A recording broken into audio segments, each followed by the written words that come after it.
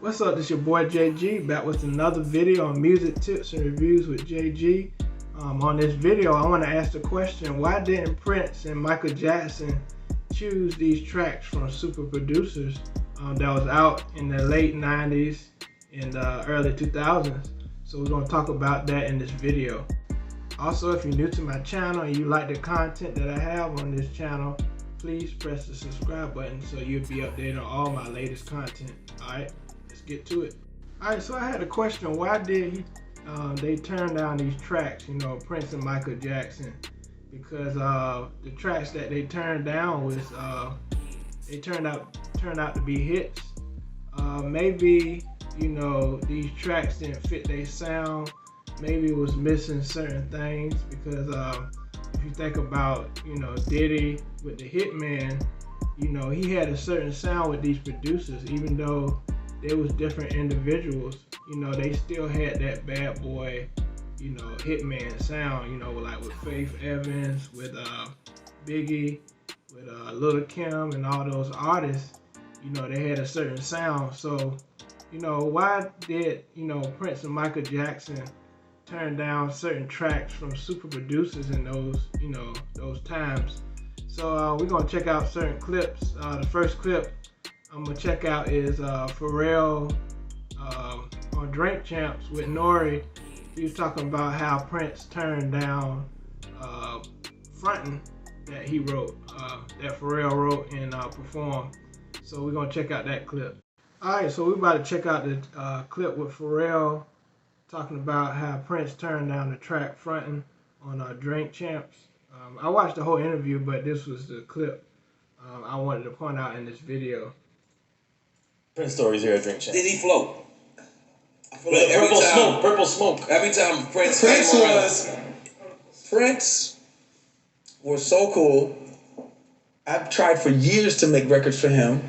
My first attempt at making a record with him, was Frontin'.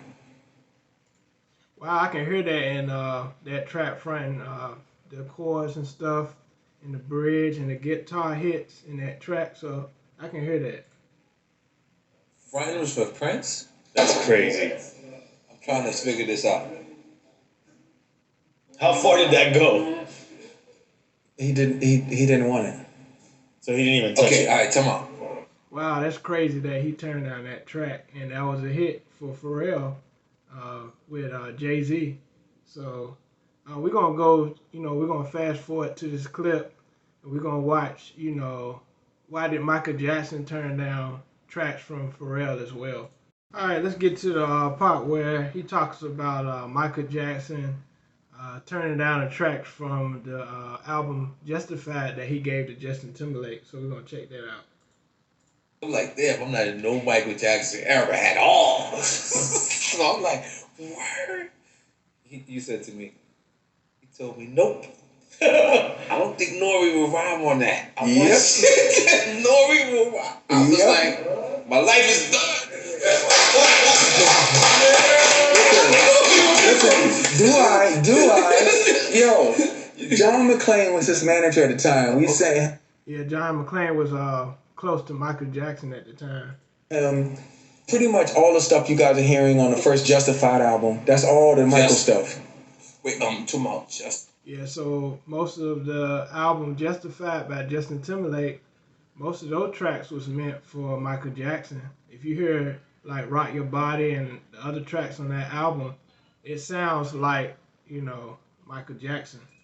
Justin Timberlake. Oh, yes. Okay, go ahead. Yes. All but one song. They were all written for Michael. Michael. What era of Michael's is this? Remember the time era? This is right after Super Thug. You Rock My World. Okay. Right before that. And so that's the question, why he turned down, Pharrell tracks. He was a super producer at the time.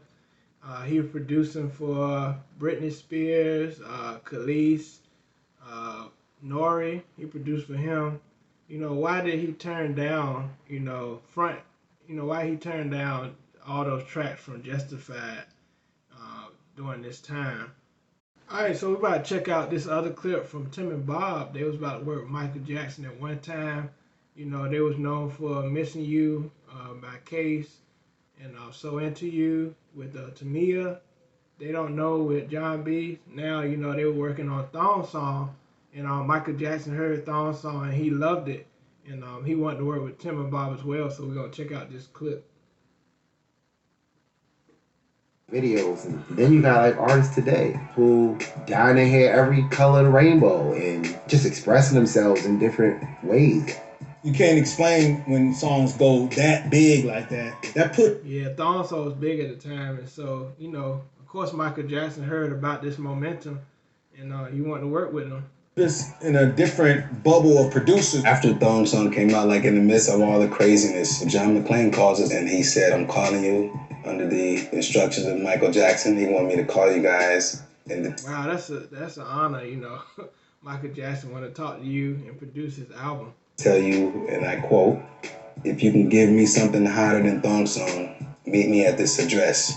And it was the address to his recording studio, coming full circle to end up that we actually get the call from Michael Jackson because he loved the Thong Song. It was amazing. That's the beauty of when you're on a path. You don't know where you're going to end up, and that's where all the good stuff is. And that's good, you know. When you work hard, you never know who's going to listen to your tracks. And the King of Pop, you know, he said he wanted to work with them. So that's an honor. Now, going back to Pharrell, I feel now he will have more of a chance to work with Michael Jackson because, you know, he's more versatile now. Pharrell is more versatile with his sound. And, you know, at the time when he was with, you know, Neptunes, with Chad Hugo, they had their own sound at the time. At the moment, you know, they stuck to that sound, like the track like Slave for You and Milkshake and all those songs. They had their own distinct sound. But I feel Pharrell is more versatile now, and you know he will have more of a chance to work with Michael Jackson now than back then. So you know, you never know, you know, what these top artists are thinking at the moment. All right, so the question is, why didn't they, you know, Prince and Michael Jackson, why didn't they work with these super producers at the time? You know, I feel like, you know, these producers had their own sound. And Michael Jackson, he was more of a collaborative person, collaborative artist. And Prince, he was more hands-on. He did a lot of his own instrument. He played most of his own instruments on tracks. So Prince, he didn't really need a lot of, you know, collaborative, you know, efforts in his, you know, music.